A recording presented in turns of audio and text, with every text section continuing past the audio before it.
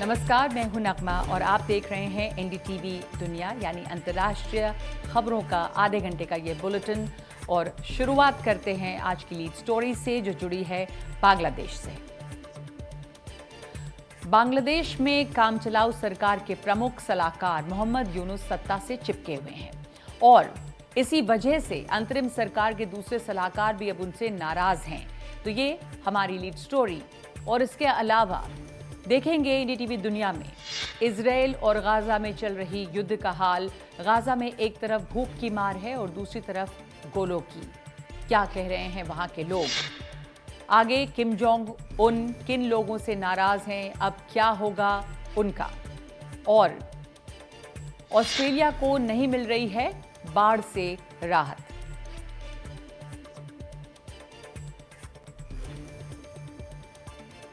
शुरुआत बांग्लादेश की खबर से। सरकार विरोधी प्रदर्शनों के कंधे पर चढ़कर कामचलाऊ सत्ता में आए मोहम्मद यूनुस का असली जिम्मा बांग्लादेश में व्यवस्था बनाना और जल्द ही चुनाव करवाना था, लेकिन वो सब कुछ भूलकर एक चुने हुए राष्ट्रपति की तरह व्यवहार कर रहे हैं। उनके इस व्यवहार से उनके सहयोगी और राजनीतिक दल भी नाराज बताए जा रहे हैं। सेना प्रमुख वकारुज्जमा और मोहम्मद यूनुस आमने सामने हैं और सेना मांग कर रही है कि जल्द से जल्द चुनाव करवाए जाए। बांग्लादेश की कामचलाऊ सरकार के प्रमुख सलाहकार मोहम्मद यूनुस का कहना है कि उनको काम ही नहीं करने दिया जा रहा और देश के सेना प्रमुख जनरल वकारुज्जमान का कहना है कि यूनुस सरकार अस्थायी है, वो बड़े बड़े फैसले नहीं ले सकती और इस तरह के और भी कई विवाद काफी बढ़ चुके हैं। दरअसल मोहम्मद यूनुस रोहिंग्या कॉरिडोर बनाना चाहते हैं, लेकिन सेना चाहती है कि ऐसे अहम फैसले चुनी हुई सरकार करे। विदेश सचिव मोहम्मद जाशिमुद्दीन भी इसके पक्ष में नहीं दिखे। विदेश सचिव ने हाल ही में पाकिस्तान के बकाया का मुद्दा उठाया। विदेश सचिव के सवालों से यूनुस नाखुश थे क्योंकि वो पाकिस्तान से मजबूत रिश्ते चाहते हैं, इसलिए मोहम्मद जाशिमुद्दीन को हटा दिया गया। फिलहाल मोहम्मद रुहुल आलम सिद्दीकी को विदेश सचिव की जिम्मेदारी सौंपी गई है। दरअसल मोहम्मद यूनुस सत्ता में बने रहने के लिए लगातार चुनाव को टालने में लगे हैं। वो चुने हुए राष्ट्रपति की तरह दौरे कर रहे हैं, राष्ट्र प्रमुखों से मिल रहे हैं और नीतिगत फैसले लेने की कोशिश कर रहे हैं। सेना ही नहीं, कई विपक्षी दल और सरकार के सलाहकार भी यूनुस के इस सत्ता लोभ से तंग आ चुके हैं। सेना प्रमुख जनरल वकारुज्जमान दिसंबर तक चुनाव की बात करते रहे हैं, लेकिन यूनुस अगले साल जून में भी चुनाव के पक्ष में नहीं दिख रहे। बांग्लादेश नेशनलिस्ट पार्टी की प्रमुख खालिदा जिया कुछ हफ्ते पहले ही देश लौटी हैं, लेकिन चुनाव में देरी से वो भी नाखुश हैं। उनके सलाहकार जैनुल अब्दीन फारूक ने कहा कि मोहम्मद यूनुस को जल्द ही देश में चुनाव का खाका पेश करना चाहिए। यूनुस पर दबाव हर तरफ से है, लेकिन पाकिस्तान और चीन के अलावा उनको किसी की फिक्र ही नहीं है। देश में उद्योग धंधों का बुरा हाल हो चुका है, मजदूर हड़तालें हो रही हैं। बांग्लादेश में गारमेंट कारोबार से जुड़े बड़े यूनियनों ने श्रम मंत्रालय को धमकी दी है कि अगर उनका ईद का बोनस और दूसरे बकाया न दिए गए तो वो मंत्रालय की बिल्डिंग का घेराव करेंगे। उन्होंने एक बड़ी रैली करने की चेतावनी जारी की है। यूनुस की छवि कट्टरपंथी को शह देने की है, लेकिन कट्टरपंथी भी उनको चैन नहीं लेने दे रहे। वो आए दिन रैलियां, धरना प्रदर्शन करके नई नई मांगे सरकार के सामने रख रहे हैं।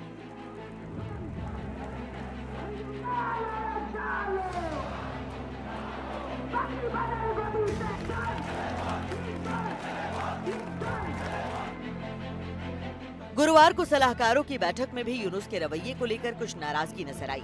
पर्यावरण से जुड़े मामलों की सलाहकार सैयदा रिजवाना हसन ने तो बाहर आकर कहा भी कि हमारे 3 मकसद थे: सुधार, इंसाफ, चुनाव। लेकिन लगता है कि सिर्फ चुनाव को ही जिम्मेदारी मान लिया गया है। यूनुस से अलग से मिले नेशनल सिटीजन पार्टी के नेता नाहिद इस्लाम का कहना है कि वो मौजूदा हालात में खुद को हताश महसूस कर रहे हैं और इस्तीफा तक देने पर विचार कर रहे हैं। अब ये उनकी सचमुच अच्छा है या उनके कामकाज पर सवाल उठा रहे लोगों पर दबाव बनाने की मंशा। तो बांग्लादेश के हालात पे बात करने के लिए जुड़ गए हैं जेएनयू से professor doctor Sanjay Bhardwaj. Doctor Sanjay Bhardwaj, Bangladesh में क्या चल रहा है? मोहम्मद यूनुस से क्या ज्यादातर लोग नाराज हैं? अपनी जो प्राइम रिस्पॉन्सिबिलिटी थी उनकी सलाहकार होने के तौर पे, वो क्या थी जिसे वो भूल गए हैं? जी, नगमा जी धन्यवाद। देखिए, पहली बात आपने साफ कहा कि जो ये इंटरिम एडवाइज़र थे, और इनका जो प्राइम मकसद जो था वो वहाँ पे free fair and inclusive election कराना था। ये दूसरे इश्यूज पे दूसरे मुद्दों में घुस गए, खासकर जो एक कॉन्स्टिट्यूशनल रिफॉर्म्स कमेटी जिसको कहते हैं कि दूसरा रिपब्लिकन कॉन्स्टिट्यूशन देने की बात आई हो, या फिर आप टेक्स्ट बुक जो वहाँ पे सेकेंडरी और प्राइमरी स्कूल्स पे जो टेक्स्ट बुक है उनको उनमें बदलाव करने की बात हो, बंगबंधु मुजीबुर रहमान का जो अपना एक स्टेटस था फादर ऑफ द नेशन उसको हटाने की बात हो, या स्वतंत्रता आंदोलन किसने डिक्लेयर किया, ऐसे जो मुद्दे थे, जो कोर इश्यूज थे, जो 1971 की जो भावना है बांग्लादेश की उसके खिलाफ थे, उन सब मुद्दों पर ज्यादा ध्यान देने लगे। और जो मेन मकसद था कि corruption free society, inclusive election, democratic environment और पीपल्स पार्टिसिपेशन, ये जो मुद्दे थे इन पर इन्होंने ध्यान ज्यादा नहीं दिया। और आज स्थिति यह आ गई कि ये चुनाव कराने के पक्ष में नहीं है, क्योंकि ये खासकर एक खास विचार के लोगों से प्रभावित है, उनके कहने पर अपने डिसीजंस लेते हैं। जो जी। स्टूडेंट अगेंस्ट डिस्क्रिमिनेशन था, वो भी बहुत कुछ हद तक इनके कामकाज से संतुष्ट नहीं है। और अगर मैं स्पष्ट रूप से कहूं तो जो रेडिकल फोर्सेज है वहां पे, जो जमात इस्लाम है, उनके इशारों पे ज्यादा काम करते हुए नजर आ रहे हैं। पहली बात। दूसरी बात कि वहां पर इन्फ्लेशन बढ़ता जा रहा है, वहां पे लॉ एंड ऑर्डर का सिचुएशन हो रहा है, और जो बेसिक वहां पे इंफ्रास्ट्रक्चर है, जिसमें ये भी कहिए कि जो उनकी जो बांग्लादेश की अपनी लेगेसीज हैं जी। उस पर जिस हम्म। तरीके से हमले हो रहे हैं, तो आम जो जन है वो बहुत नाराज है। अब मैं आपको एक छोटा सा उदाहरण देता हूँ। एक बहुत बड़ा कम्युनिटी है बांग्लादेश में, रिक्शा चालक जो कम्युनिटी है, जी। वो जी। पिछले कई दिनों से बांग्लादेश में स्ट्राइक पे बैठा हुआ है, क्योंकि ऐसे हालात हो गए कि उनकी रोजी रोटी पर आ पड़ी है, तो एक इन्फ्लेशन बड़ा बढ़ गया संकट है वहाँ। है। जी, वहाँ पे जी। दूसरा student community, different student community, चाहे वो नर्सिंग स्टूडेंट्स हों, चाहे वो मेडिकल स्टूडेंट्स हों, या बाकी जो जी। ढाका यूनिवर्सिटी, डिफरेंट डिफरेंट जगह पे बड़े तो बड़े जैसा आंदोलन कर रहे हैं। तो हर जगह ये आक्रोश दिख रहा है, जैसा आपने बताया कि जो उनका मूल काम था उसे भूलकर एक तो वो रैडिकल्स को कंट्रोल नहीं कर पाए हैं, चुनाव वो करवा नहीं रहे हैं, रोजी रोटी पर संकट खड़ा हो गया है, और इसलिए अब लोग भी खिलाफ हैं और सड़कों पर आ गए हैं, क्योंकि कपड़ा उद्योग जो है उसको नुकसान पहुंच रहा है और लोगों के सामने रोजगार का समस्या जो है की समस्या बहुत बड़ी हो गई है। धन्यवाद आपका संजय भारद्वाज हमारे साथ जुड़ने के लिए। तो बांग्लादेश की स्थिति जो है वो इस वक्त सही नहीं है, लेकिन आगे बढ़ते हैं इजराइल की खबर पे। गाजा में सैकड़ों हजारों बच्चों की हालत खराब है, वो खाने पीने के सामान का इंतजार कर रहे हैं। यूएन ने कहा है कि गाजा में उनके पास 90 ट्रक राहत सामग्री की पहुंची है, जबकि 200 ट्रकों को गाजा में अंदर आने दिया गया है। दूसरी तरफ गाजा पर इजराइल के हमले भी जारी हैं। गाजा के बचे कुचे अस्पताल इसी तरह बच्चों से भरे पड़े हैं। महीनों से चल रहे इजरायली हमलों में जख्मी बच्चों के साथ ही वो हजारों बच्चे भी हैं जो ढंग से खाना पानी न मिलने की वजह से इस हालत में पहुंचे हैं। وضع صعب كثير عنا كثير كثير صعب لا في أكل ولا في شيء عايشين على التكيات وتكية يوم فيه ويومين فيش فيها التكية مع كورونا رز مخبص حياتنا صعبة والله उत्तरी गाजा का एक अस्पताल शुक्रवार को आग में घिरा नजर आया। इजरायली टैंकों और ड्रोनों के हमलों के बाद इसमें आग लग गई। इजराइल की सेना का कहना है कि वो तो अस्पताल के पास ऑपरेशन चला रही थी। वैसे गुरुवार रात से लेकर शुक्रवार सुबह तक गाजा के आसमान पर इसी तरह कई जगह धुएं के गुबार नजर आए। इजराइल ने दक्षिणी लेबनान पर भी हमले जारी रखे हैं। तोल शहर में उसने एक बिल्डिंग को उड़ा दिया, जिसका उसे हिजबुल्लाह से जुड़े होने का शक था। हमले के बाद इलाके में काफी ऊंची आग की लपटें और धुआं नजर आया। सीज फायर के बाद भी इजराइल लेबनान पर तकरीबन रोज ही हमले करता रहता है।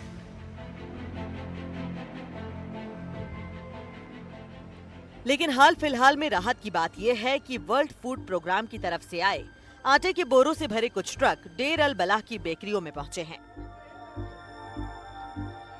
ज्यादातर बेकरियां 2 महीने से बंद पड़ी हुई हैं। अब इनकी भट्टियां शुरू होंगी। यहाँ बनी रोटियां काउंटर पर नहीं बिकेंगी, बल्कि सबसे पहले उन लोगों तक पहुंचेंगी जिनको इस वक्त खाने पीने की सबसे ज्यादा जरूरत है।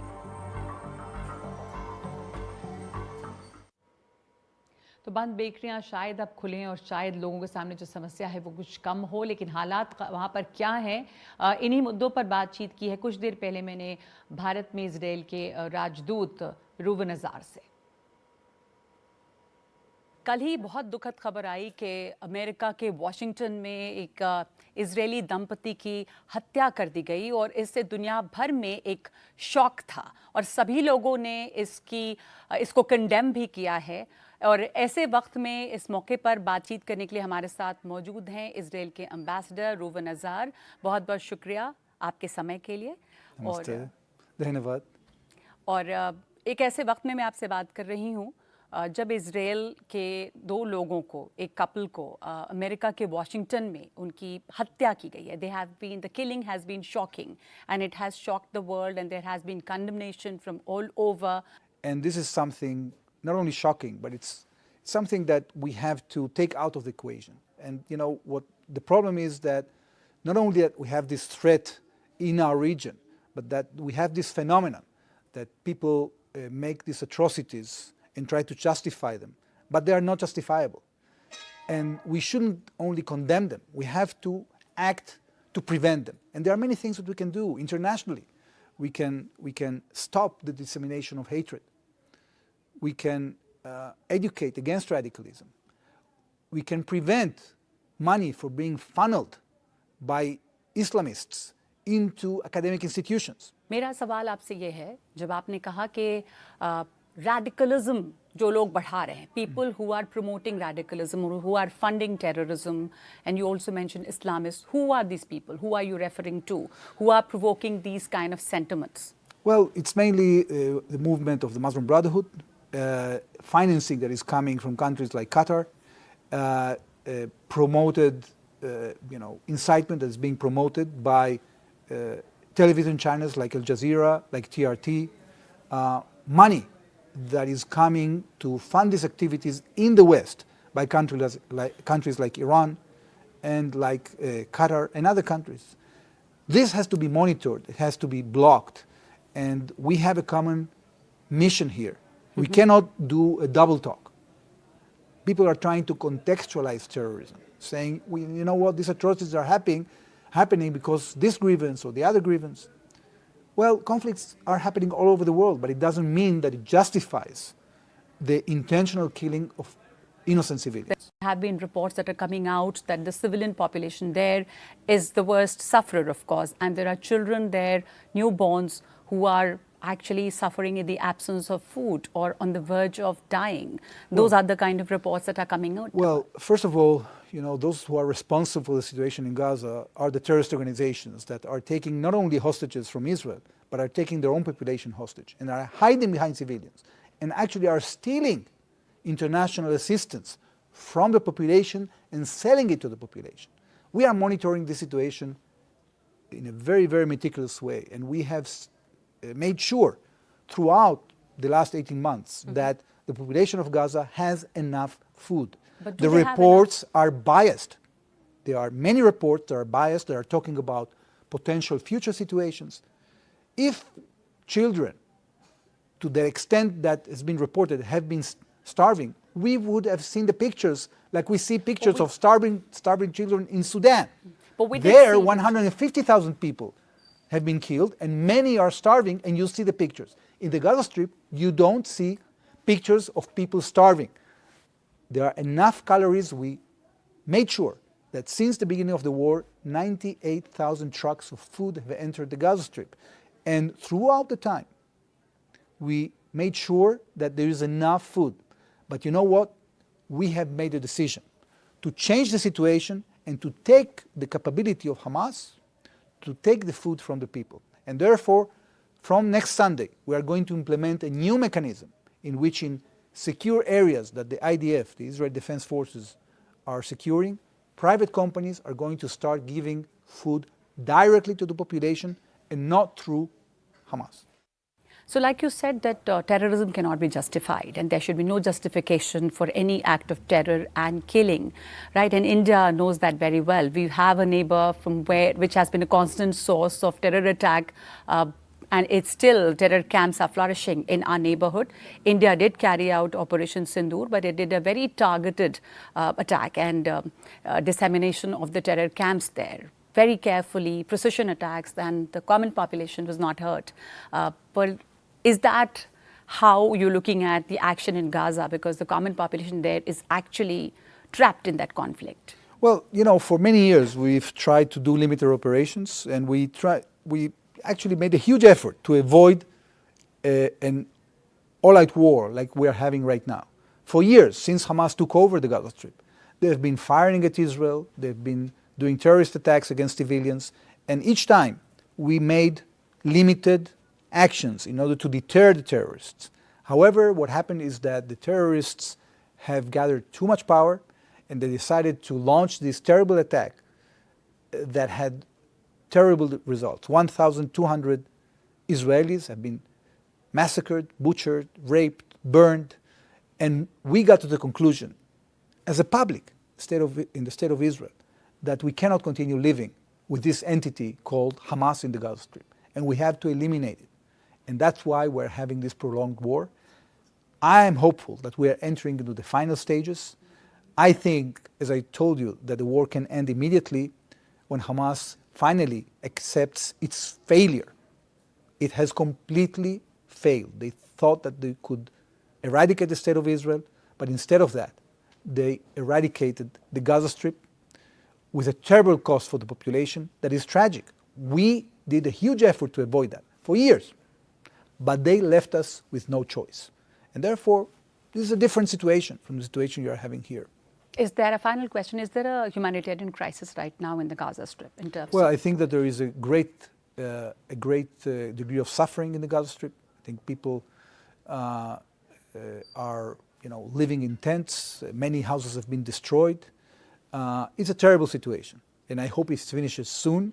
And as soon as the terrorists relinquish power, the suffering of the population will become shorter, and hopefully we will engage in building a new future for the Gaza Strip, a future that the people deserve. But no peace negotiation has been successful till now. Well, we have done peace offers in the past, very generous peace offers. Unfortunately, our Palestinian neighbors have refuted them, and instead of that, have engaged in violence against Israel.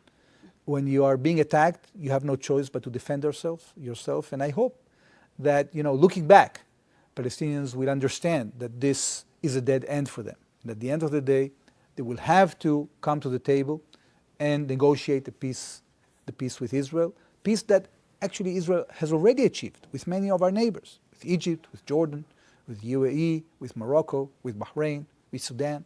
So, our nation is a peace-loving nation, is a democracy.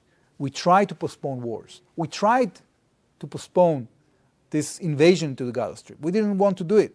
They forced us to do this, and now we have to finish the job. Hello, Moto. Motorola, India's leading AI smartphone brand. तो ये थे भारत में Israel के राजदूत रूवन अज़ार, और अब Motorola question of the day.